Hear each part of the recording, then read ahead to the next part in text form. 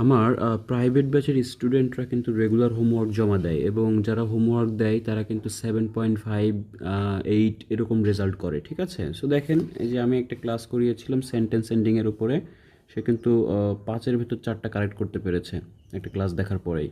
তো আরও হবে, 5-এর ভিতর 5ই চলে আসবে।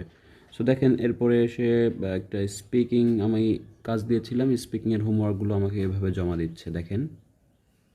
There are so many countries that I have not had a chance to go to, but one of those that I would like to visit my next trip is Nepal, a small but breathtaking landlocked country nestled in South Asia, sandwiched between the two giants, India and China.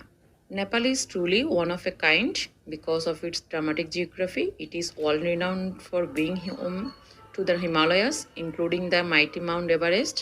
The country তো দেখেছেন, এইভাবে আসলে যে regular speaking practice করে, regular homework জমা দেয়, তার তো আসলে স্কোর আটকে থাকার কোনো সম্ভাবনাই নেই, ঠিক আছে? আর সে যখন মানে ফুল একটা প্রিপারেশন নেবে, যখন আমি দেখবো যে না সে ওকে আছে, তারপরে কিন্তু আমি তাকে এক্সামে বসাবো। সো এইভাবে আপনারাও রেগুলার প্র্যাকটিস করেন, হোমওয়ার্ক করেন।